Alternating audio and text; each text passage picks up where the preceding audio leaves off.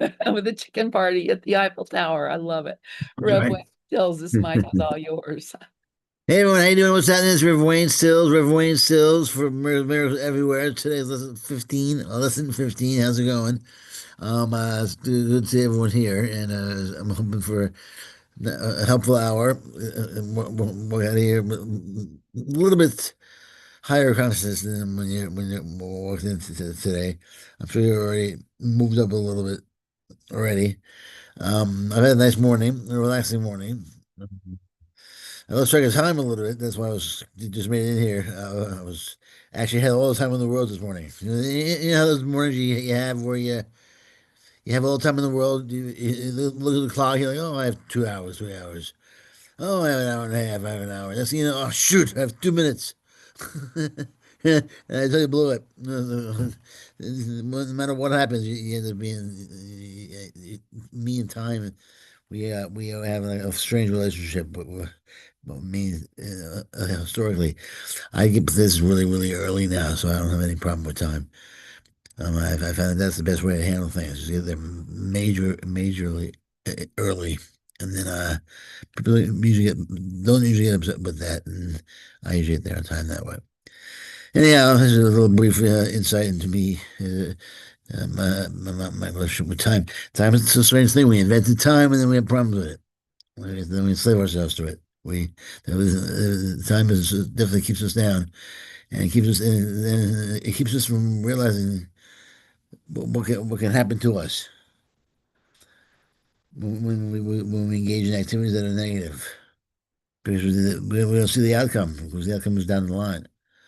You know, if we engage in eating cheesecake, we eat more and more and more and more and more. We don't see the outcome. If we saw the outcome and felt the outcome and experienced the outcome immediately, it's just like it's like certain when you do drugs or you drink. The very next morning, you feel it. So they can act as sort of like a sort of it can influence you against it, against drinking. But there are people who never get a hangover. So there you go.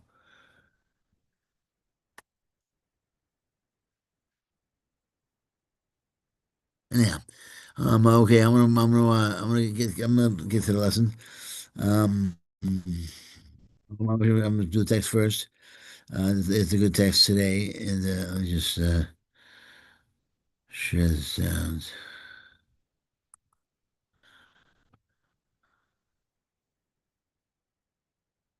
All right, good. All right, so today is Martin Luther King's birthday. I know we don't celebrate it today. We celebrate it on Monday. But today's his birthday. So happy birthday, Martin Luther King Jr. And happy birthday to you. Boom, boom, birthday, boom, boom, happy birthday, boom, happy birthday, boom, happy birthday, boom, to you, boom, happy birthday, boom, happy birthday, boom, to you, birthday, birthday, happy birthday, boom, happy birthday, boom, happy birthday, to you, boom, happy birthday. Happy birthday, happy birthday, happy birthday.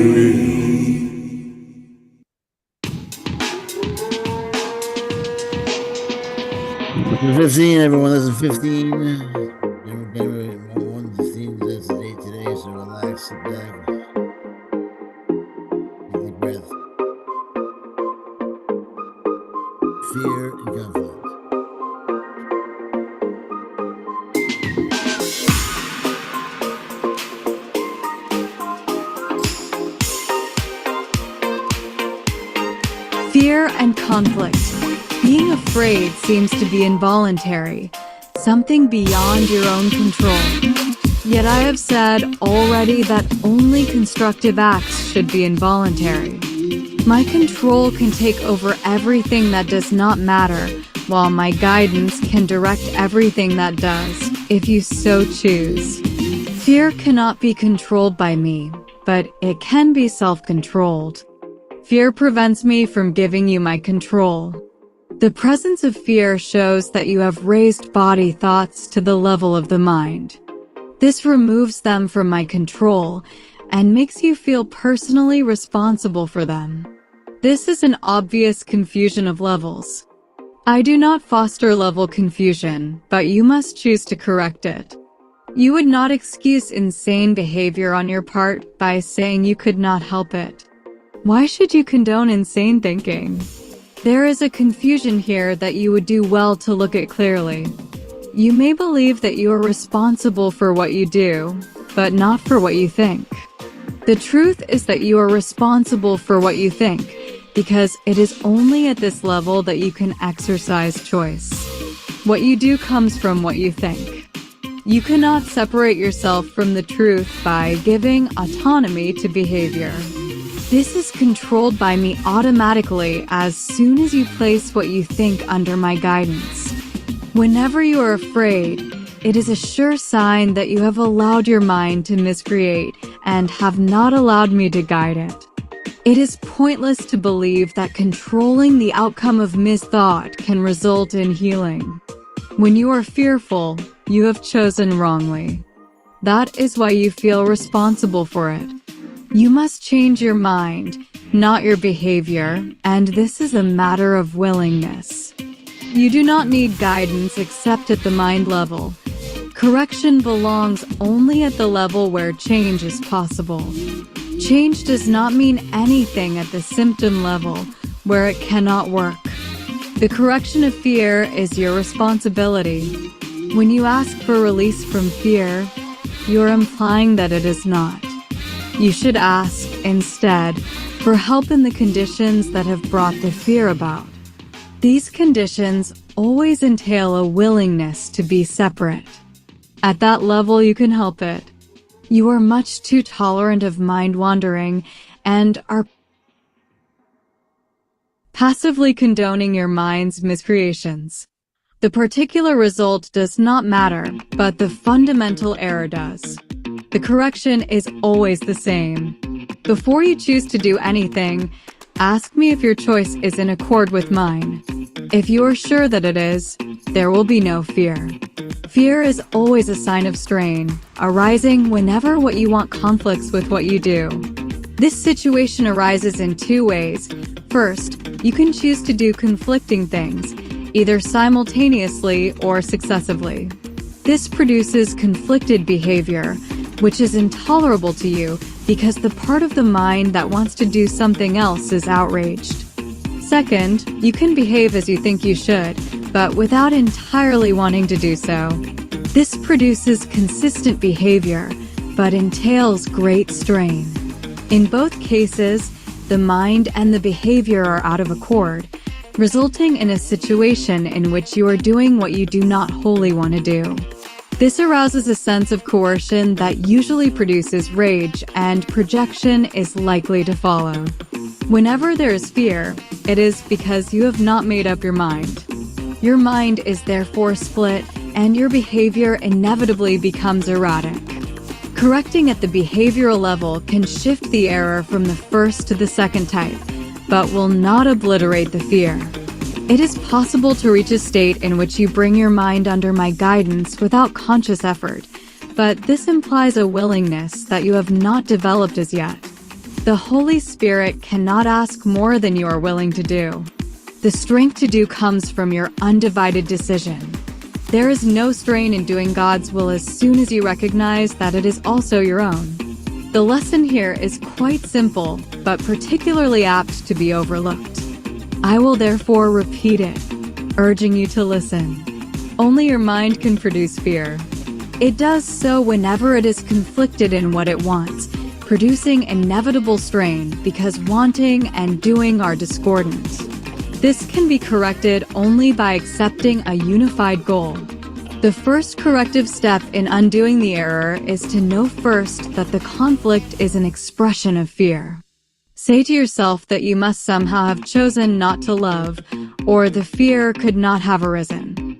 Then the whole process of correction becomes nothing more than a series of pragmatic steps in the larger process of accepting the atonement as the remedy. These steps may be summarized in this way.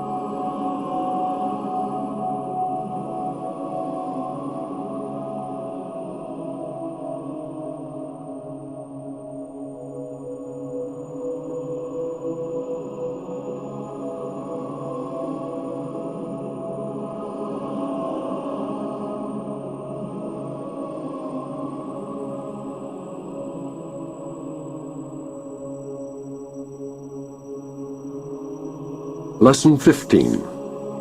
My thoughts are images that I have made. It is because the thoughts you think appear as images that you do not recognize them as nothing. You think them, and so you think you see them. This is how your seeing was made. This is the function you have given your body's eyes. It is not seeing, it is image making.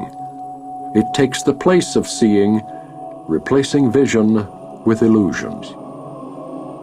This introductory idea to the process of image making that you call seeing will not have much meaning for you. You will begin to understand it when you have seen little edges of light around the same familiar objects which you see now. That is the beginning of real vision. You can be certain that real vision will come quickly when this has occurred. As we go along, you may have many light episodes.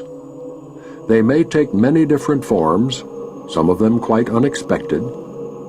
Do not be afraid of them. They are signs that you are opening your eyes at last. They will not persist because they merely symbolize true perception and they are not related to knowledge. These exercises will not reveal knowledge to you, but they will prepare the way to it. In practicing the idea for today, repeat it first to yourself and then apply it to whatever you see around you, using its name and letting your eyes rest on it as you say, "This blank is an image that I have made. That blank is an image that I have made." It is not necessary to include a large number of specific subjects for the application of today's idea. It is necessary, however, to continue to look at each subject while you repeat the idea to yourself. The idea should be repeated quite slowly each time. Although you will obviously not be able to apply the idea to very many things during the minute or so of practice that is recommended, try to make the selection as random as possible. Less than a minute will do for the practice periods if you begin to feel uneasy. Do not have more than 3 application periods for today's idea unless you feel completely comfortable with it, and do not exceed 4. However, the idea can be applied as needed throughout the day.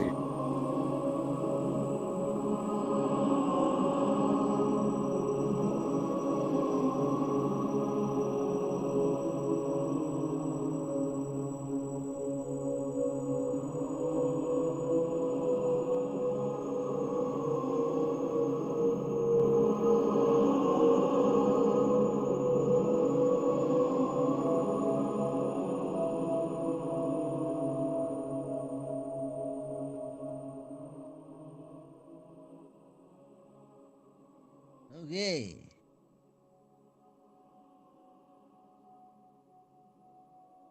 Lesson 15.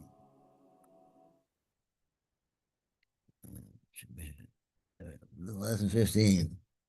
The music is by somebody by the name of Marco Malone. If you want, he's on Spotify. Marco Malone. Milone. Malone. Marco Malone. And he has a lot of good music, a lot of funky music. Cool. Okay. So greetings, everyone. It's good to see everyone here. And Dov, Lynn, Christina, great to see you. Lynn, Maggie. And let's get to it. Text was great. Great text today too. And we'll get to that afterwards. I think we'll probably get to that today. So, well, I think I might as well. It wasn't wrong. I did the text. It's very if I don't talk too much. But that's not what I mean. All right. Lesson 15. My thoughts are images that I have made. This is powerful stuff, man. I mean, this is wild stuff, if anything. I mean, what you're looking at what you're seeing is not random. It's not a picture that happens to be outside yourself. They came to you from the outside in the sense that you were inventing the image that you're looking at. Isn't that wild? This is what it's saying. I mean, you don't buy into it. You don't buy into it. You allow yourself to be persuaded and see what happens. And just do the exercise and see how it affects you. You'll notice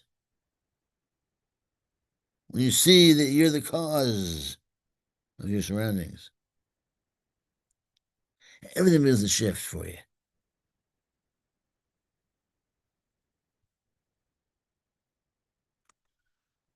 Lesson 15. My thoughts are images that I have made. It is because the thoughts you think appear as images that you do not recognize them as nothing. We're in a dream, and most of us, at least, the most powerful part of us, or a higher part of us, wants to be in a dream. That's why it's set up the dream, to believe in it and to be in it. And so it's to stay in that dream. Part of us that would like to wake up, or at least become lucid and be aware that we're dreaming, is not as powerful. It's not as strong. So there's this this conflict. It's because the thoughts you think appear as images that you don't recognize them as nothing. You think that they're there. Because you're thinking them into reality. And you don't know that you're doing this. That you're allowing reality to overpower you. You are attacking. Because reality can definitely attack you. And it attacks you first. And you're only defending yourself.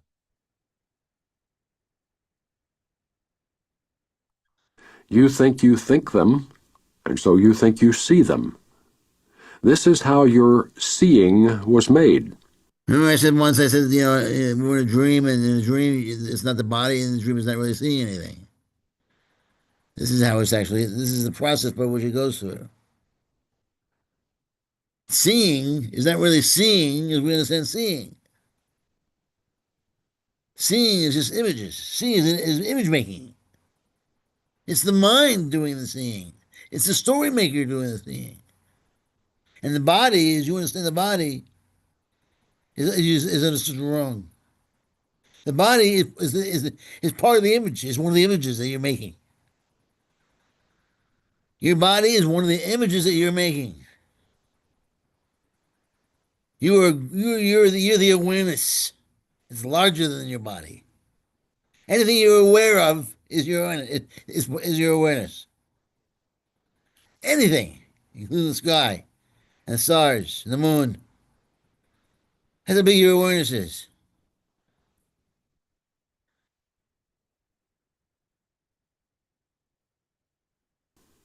This is the function you have given your body's eyes. It is not seeing, it is image making. It takes the place of seeing, replacing vision with illusions. This introductory idea to the process of image making that you call seeing will not have much meaning for you. You will begin to understand it when you have seen little edges of light around the same familiar objects which you see now. That is the beginning of real vision. You can be certain that real vision will come quickly when this has occurred. Well, what is light thing? What is that all about? The light thing. When I first read that, I went past that the first time. I'll get to that later. Anyone who hasn't read this, who's hearing this and on the radio or whatever, who hasn't read this, more than one. Still past that if it confuses you. Still, I mean, still, the way I look at it is that when I get to that point where I see the oneness between me and everything else, where I sense that everything is a thought, things are thoughts, not just things are thoughts, but the space between me and things is a thought. Everything takes on a higher consciousness because I've been so lucid that everything brightens up. Everything becomes brighter and more clear. I'm even lighter and softer and more expansive.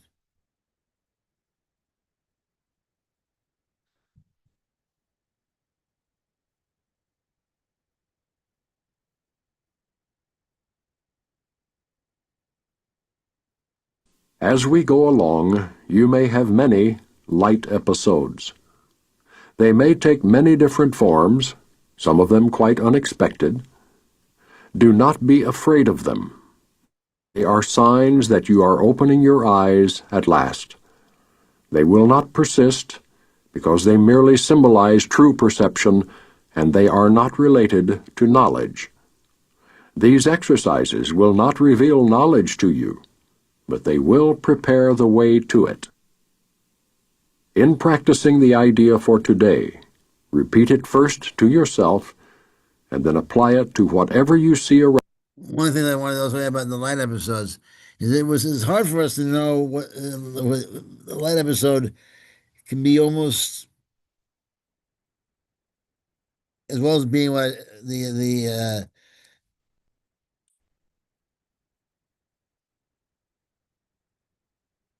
we don't know what the light episode could look like. I mean, the light episode, because it says here the light episodes in different forms. Some of them quite unexpected. Do not be afraid of them.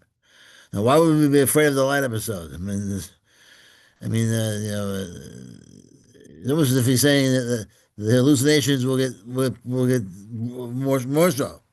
And I remember, I had myself some hallucinations. I had a toxic mix of drugs and Parkinson's disease, and I was seeing things. Now maybe that was a light episode. I handled it. I overcame it. I saw something. Well, just say it's the things I saw I wouldn't want to see again. I mean, it wasn't strange things I've seen. I saw some people and things you don't want to see in your apartment, in your house late at night. I saw things that weren't there.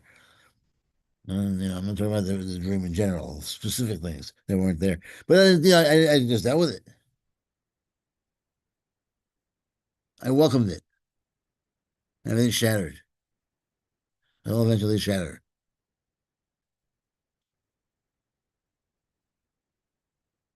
And I came to understand the weakness of the brain, of the ego, which is the brain, isn't it? It's like Pete Holmes says, the brain's an asshole. Pardon my language. The brain's an ass. And it makes you do things. It doesn't make you happy. What do you say? All the ingredients to make you happy, but it makes you do things first.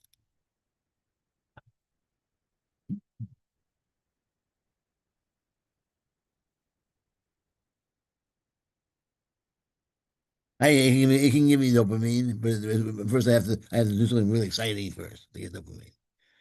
And it takes it away. You can give it takes it away. Give it takes it away. Give it takes it away.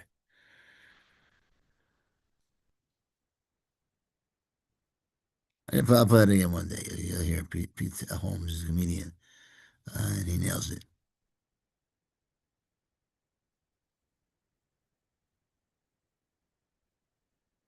Around you, using its name and letting your eyes rest on it as you say, "This blank is an image that I have made.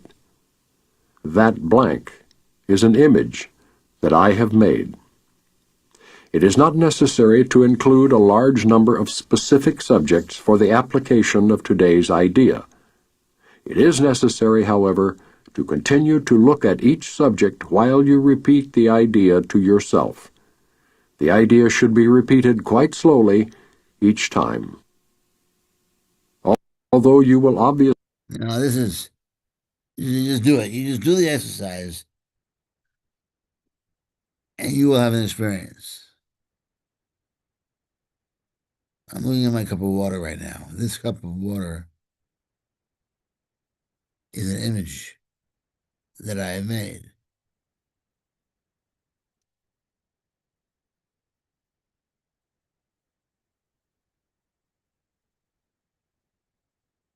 This cup of water is an image that I've made. Good God.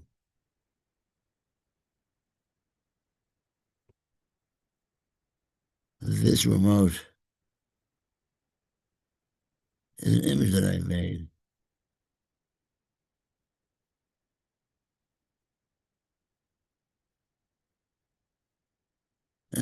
Take my time and more. Here and there, take about 2 or 3 more. And then you generalize it. It begins to generalize. It begins to move. This is a seed, and it begins to move out like a pebble in a lake. It reverberates outwards.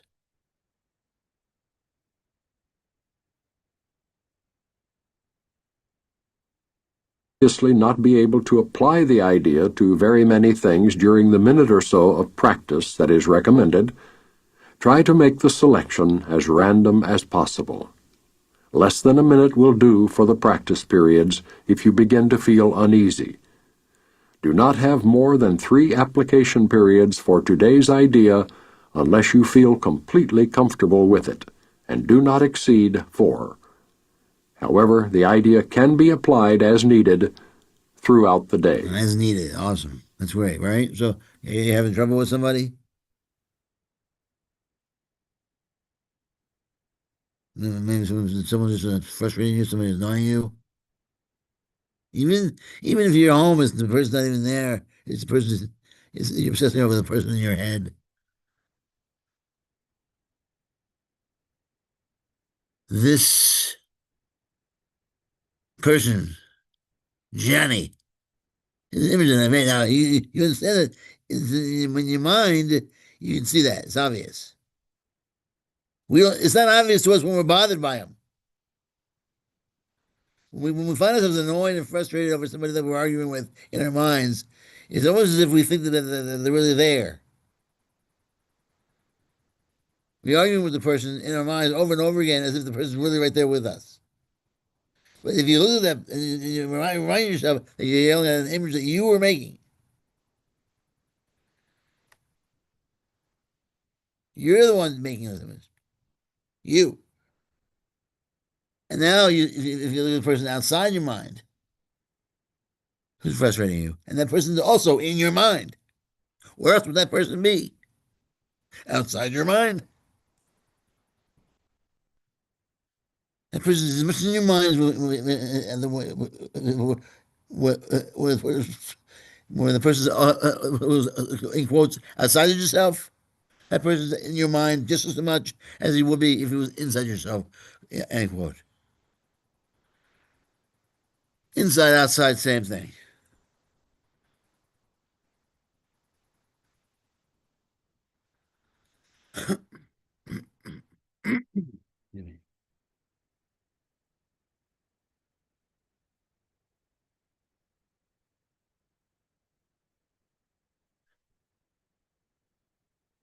When a situation you find yourself in, that situation, say that I find, I'll tell you, you want to focus on people. People are usually the problem. Conditions are usually maybe people. And if you focus on people, that person, that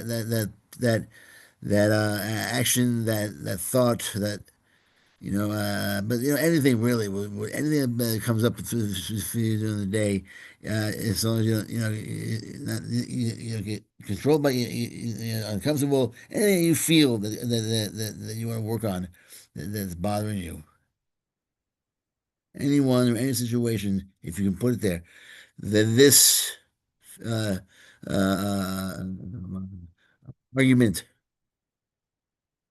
that I'm having with my spouse, that I'm going over my head all the time, is an image that I have made. Now, the image that you have made, again, exists in your head all the time. That's what you're telling yourself.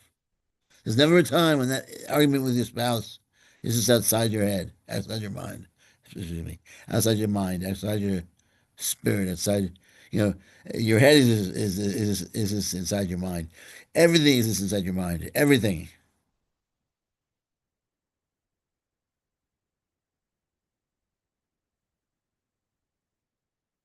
I've always said that one of the things that's kind of neat is that you should be able to. Usually, at nighttime, when you become lucid and aware that you're dreaming, you can change your dream. In the dream, you can change things. Now, everything is a dream here, and theoretically, but practically as well. I mean, if everything is in the past from a nanosecond backwards, a nanosecond ago, the past began.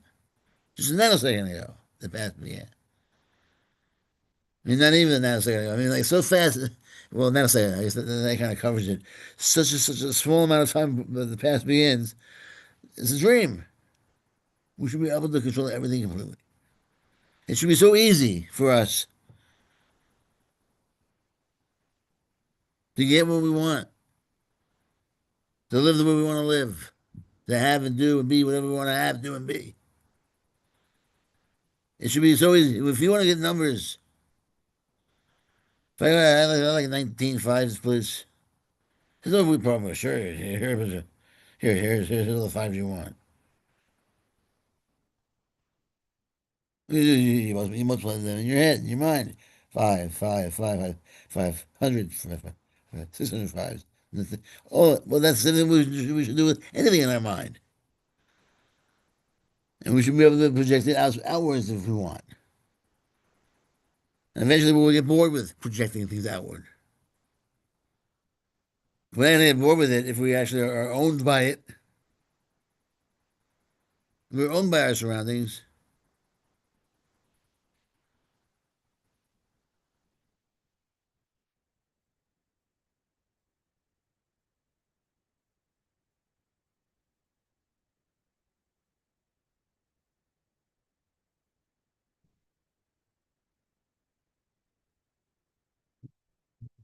Next year, silent this long speech. All right. Fear and conflict. Fear arises from lack of No, love. no, no. The only remedy for I haven't done this yet, but I think I can. fear and conflict.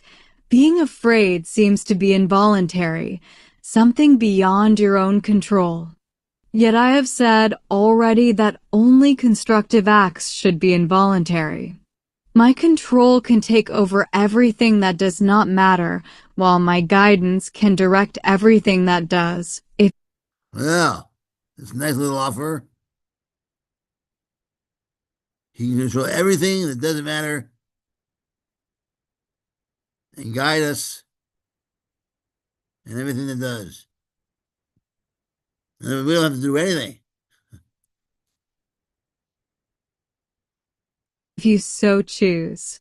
Fear cannot be controlled by me, but it can be self-controlled. Fear prevents me from giving you my control. The presence of fear shows that you have raised body thoughts to the level of the mind. This removes them from my control and makes you feel personally responsible for them. You know what that means? We're not personally responsible for fear thoughts. Thoughts of fear, thoughts of hatred, anger, terror. We're not responsible for that. You know why? Because they come from death. Death is making an appearance in your life. Whenever you're scared of something, that's death. Whenever you fear something, whenever you're angry or hate something, it's an extension of death in your life. And what is death? It's the absence of life. And life's everywhere. Death's not there. There's no death. This is an obvious confusion of levels. I do not foster level confusion, but you must choose to correct it. You would not excuse insane behavior on your part by saying you could not help it. Why should you condone insane thinking? There is a confusion here that you would do well to look at clearly. You may believe that you are responsible for what you do, but not for what you think. The truth is that you are responsible for what you think, because it is only at this level that you can exercise choice. You know what's around you, what surrounds you is already done. It's over. Lesson 7. It's past. And the past is history. The past is gone. So how do you change what's not even there and it's already happened? How are you going to change what you consider outside yourself, beyond your reach? And even if you guys somehow got there, where would you be? You'd be nowhere. You get into a bunch of clouds. It looks like it's there, but it's not.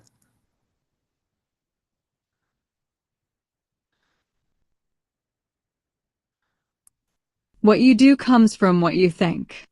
You cannot separate yourself from the truth by giving autonomy to behavior. This is controlled by me automatically as soon as you place what you think under my guidance. Whenever you are afraid, it is a sure sign that you have allowed your mind to miscreate and have not allowed me to guide it. It's a nice little helpful guide that we know. Whenever we're afraid, we're not in the spirit. We're not letting him lead the way. We're trying to lead the way ourselves. Just step back and let him lead the way. And it's easy. You just tell him, talk to him, talk to God. Hey, God, sorry, I didn't mean to let you. I'm not trying to lead the way here. I'm just walking. Take a deep breath. All right, I'm up the hook now. You're in charge. Take over guide me, and take over my body completely. Do what you want with it. I'll do what you want it to do. And granted, the good thing about it is, he wants to do what I want to do, and he wants to protect me. It sounds as if he says, "All right, now, what I want you to do, I want you to go to the airport and pass out these pamphlets, and you have a quota, and if you don't do it, we'll put you in a box."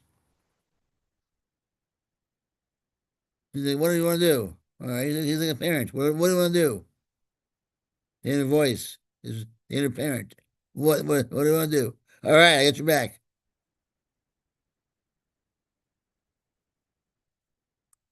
It is pointless to believe that controlling the outcome of misthought can result in healing. When you are fearful, you have chosen wrongly. That is why you feel responsible for it. You must change your mind, not your behavior, and this is a matter of willingness. You do not need guidance except at the mind level. Correction belongs only at the level where change is possible. Change does not mean anything at the symptom level where it cannot work. The correction of fear is your responsibility. When you ask for release from fear, you are implying that it is not. You should ask, instead, for help in the conditions that have brought the fear about. These conditions always entail a willingness to be separate. At that level, you can help it. You are much too tolerant of mind wandering and are passively condoning your mind's miscreation. Mind wandering. It's simple. We go through life and we go with the flow, and we think it's the way to go, and everything will be fine. We up and down, up and down, up and down, and we don't need to. We generate our mind with anything. We put new thoughts in there. We don't need to do these exercises or do the course. We have everything we need already. And then for what you have is 50%, about 50-50 And you'd be lucky if you come back here and you get to start again from scratch, and hopefully you'll find the right reading material, and hopefully you get back to where you were. You're mind wandering. You do more than just smelling roses. You're sleeping in the rose patch or whatever. You get out of there. Your books are getting you were reading before you smell the roses are rotten, are rotting. And, the pages are getting old.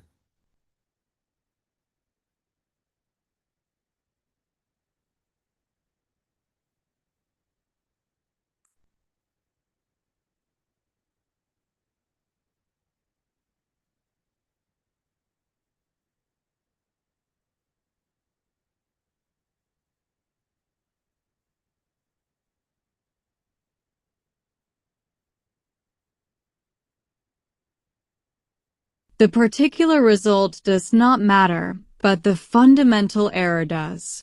The correction is always the same.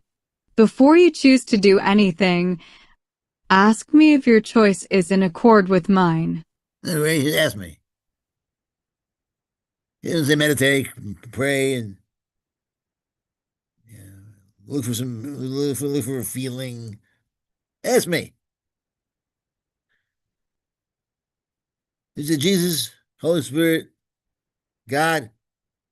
Hey, what's up, man? I need to know what I should do next. And whatever comes to you, it comes to you. An image or a word or voice. I usually hear the answers that I'm looking for are usually little quick, terse answers. I don't look for paragraphs. I hear in the voice usually my father who gives me a quick answer, like walk away, kid. Or you tell him. I answer back, you tell him. Usually those just walk away. It's not worth it. Come back in 10 minutes. Come back in a half hour.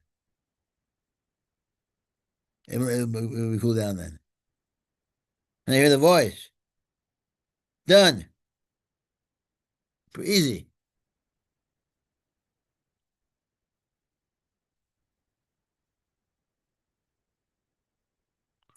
If you are sure that it is, there will be no fear. Fear is always a sign of strain, arising whenever what you want conflicts with what you do. This situation arises in two ways. First, you can choose to do conflicting things, either simultaneously or successively. Here, one of the things the conflict is when we pretend we're supporting one another. We're not really supporting one another at all. We try to we try to weasel our way around somebody who's trying to help us, or if somebody's trying to make a point or theorize on something, instead of building on that, we sneak our way into a different perspective. And it's one thing if you say, "Look, I'd like to offer a different opinion," but it's one thing if you're pretending to believe the person, and then you sneak in an opinion in a way that that person can't even think that person is cornered. It can happen. It happens all the time. Not necessarily in here. It happens all the time out there. This is a spiritual gym. What happens in here doesn't always happen out there in the marketplace. When I learned how to say yes and instead of yes but, well, the real thing is I learned how to say no. No. I stopped saying no. The people on the newscasters, the news, politicians who argue, they're never going to agree because they don't want to agree. They're more conflict and fear. They make their money that way. It's the thing of TV. For TV, we didn't say that kind of options. That kind of I don't care what you say. I'm going to disagree with it.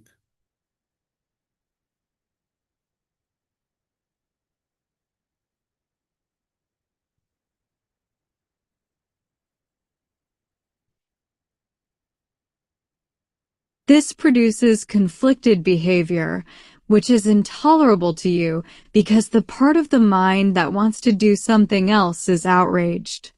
Second, you can behave as you think you should, but without entirely wanting to do so. This produces consistent behavior, but entails great strain. In both cases, the mind and the behavior are out of accord, resulting in a situation in which you are doing what you do not wholly want to do. This arouses a sense of coercion that usually produces rage, and projection is likely to follow. Whenever there is fear, it is because you have not made up your mind. Your mind is therefore split, and your behavior inevitably becomes erratic. All right, I'm gonna stop here. This is my last point. So, when the stuff that's around you is not only not there, so you're sort of seeing things. It's like when you look at a star that that's no longer there, you're sort of seeing things. Your eyes haven't adjusted yet; they can't adjust actually. Some so far away, the light's not there. You're sort of seeing things. But but what you put there, what you projected around you, was the stuff that was so real and so scary and so nuts that you threw it away. You vomited it out of yourself. You said, "I don't want this at all." You get rid of it. You had to get rid of it. They're the most powerful thoughts you had. So powerful that they spilled out of you. You couldn't keep them close to you anymore.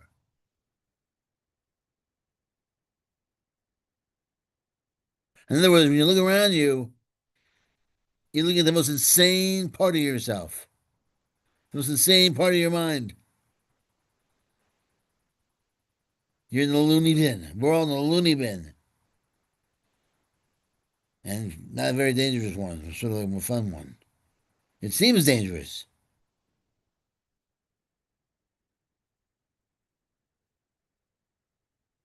Every now and then we realize how undangerous it is. We laugh our butts off, and then we get back into the game of danger and fear.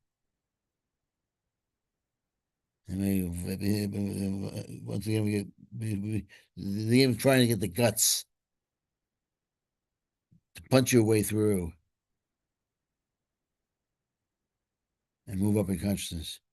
So eventually, we have Tunis, the original split.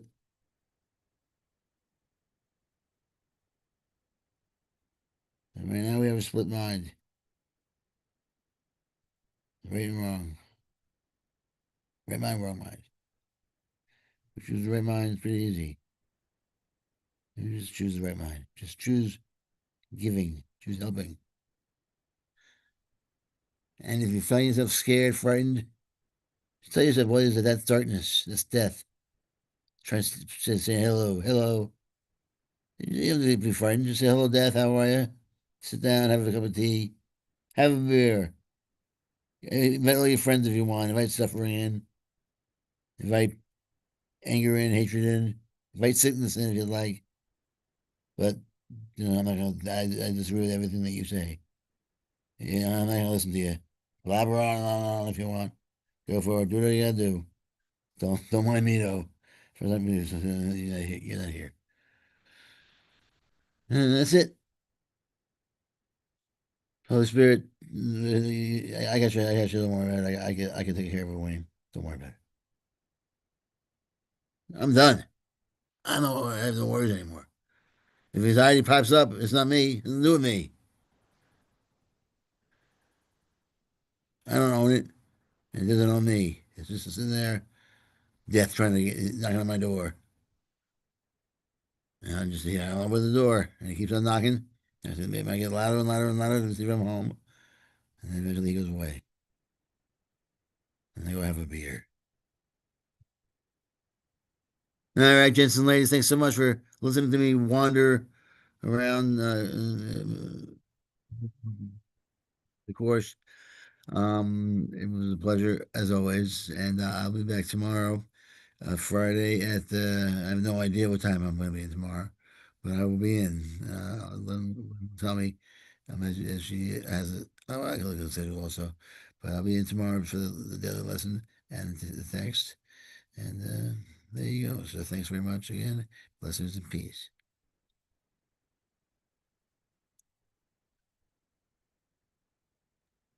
All right. Thank you so much, Wayne. Yeah, I'm looking on the schedule. I've been trying to get you put in there. 2 p.m. Eastern looks like yeah, the time I can have you on tomorrow. Is that too late for you? no, that's what it was last Friday. Yeah, yeah. Yeah, after Susan and Myrna. Yeah. Yeah, which is, I mean, it's a great time because lots of folks are here for right. that. It's So, great, it's great. Yeah, it's cool. hey, all right. I Yeah, love you, it's brother. good. Thank you so much, Rev Wayne. Absolutely. Thanks everyone for stopping by. It's very appreciated. And I will see you guys soon. Yeah. But I was just going to say, before, I think you hadn't come in yet, and we were talking about how the ego is rage baiting. And then I heard in the reading exactly that, that the whole thing is, it's engendering rage. And that rage is, causing us to think that we're insane. So Yes. it just, We're all in a prison, prison for the criminally insane. yeah. It is crazy. This is that was a great reading. I was really, I've read that so many times before, but the voice, the girl that's reading is really good. Is that from a program? It's my word app has that. Oh, I So love I it. cut and paste it and put in my word app. And I have that as the guy voice too, but she has more expressions than he does. Yeah, I really like that a lot. Yeah. I mean, That's I could do the girls, but I figure Jim. The thing is, Jim, the FIP doesn't have the voice for the text. right. Yeah, They that's only been have a it for dilemma vocal. for us. So Yeah. I think that's a really good solution. Anyway, Yeah. thank you so much, Reb Wayne. Absolutely. Love Thank you, love you. you, love you, and appreciate you so much. Absolutely. Love you Go ahead guys. and close out the YouTube.